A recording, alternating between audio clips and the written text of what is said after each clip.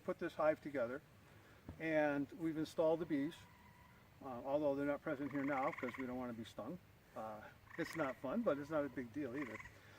With a new set of bees, we need to feed them, and we usually feed them sugar water or fondant if you don't have sugar water, but sugar water is the best and safest way to do it. And there's a whole formula for that. We'll talk about that another time. In the meantime, this is one of the different style feeders that you can purchase. This is again used. It's fed a lot of bees that I've had in my hives.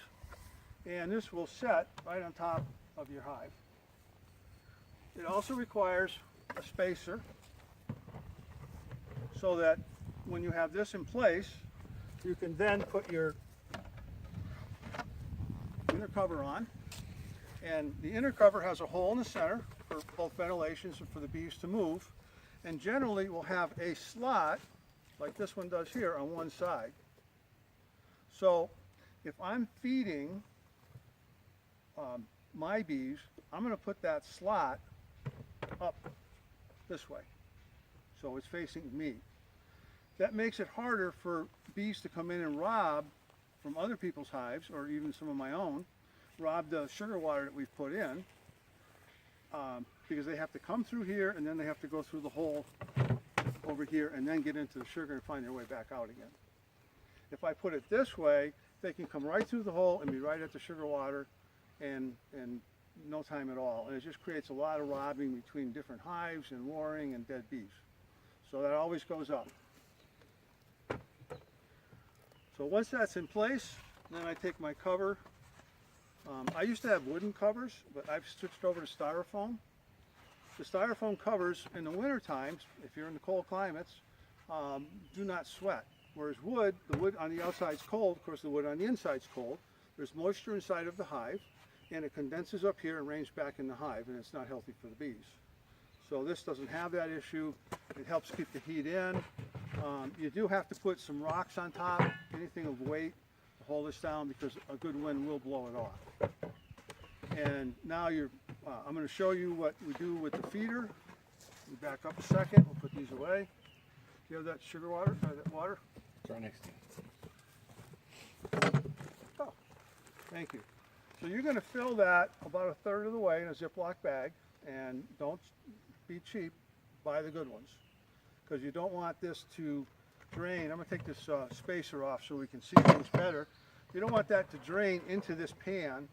Although it's made for that, what I have found through my personal experience is just using this and pouring the water in here, the sugar water in here, a lot of bees drown. So the latest thing is to lay that bag down inside of here and make sure it's well sealed and it's not leaking. Take a very sharp knife and you can go right in the center and make a little bit of a slash. Don't cut the bottom. Come on. There we go. About 2 to 3 inches long, no more, and keep it centered. So what will happen is this now has this slot, but nothing comes out. I don't know, can you see that in the camera? Yeah.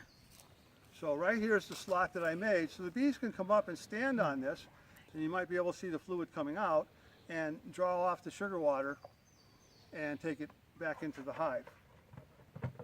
And in a day or two, especially with a brand new install with a hive with no honey and no comb, they will finish this in a day, day and a half. So in the first several weeks, having this available is extremely important. Extremely important. So you have to monitor that constantly.